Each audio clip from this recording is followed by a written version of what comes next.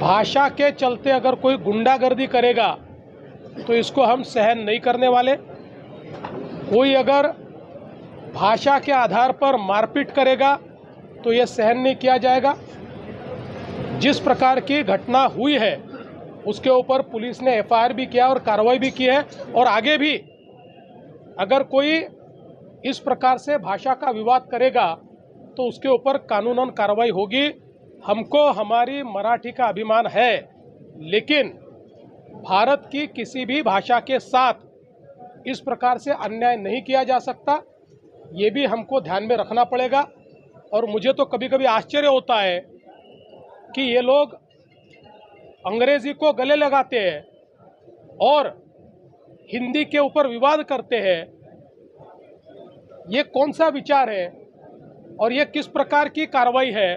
इसलिए इस प्रकार से जो लोग ऐसा कानून हाथ में लेंगे इनके साथ कड़ी कार्रवाई की जाएगी।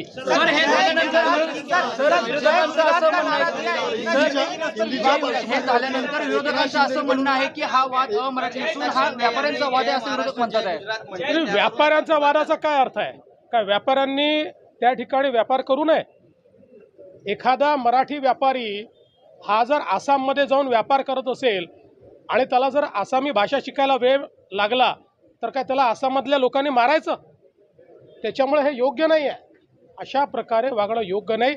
खरा अभिमान असेल ना तर मराठीची सेवा करा, खरा अभिमान असेल मराठी शिकवा, खरा अभिमान असेल क्लासेस चालू करा, खरा अभिमान असेल तर लोकांना मराठी बोलायला प्रवृत्त करा, आणि खरा अभिमान असेल आपल्या मुलांनाही मराठी शिकवा ना, मराठी शाळेत टाका ना।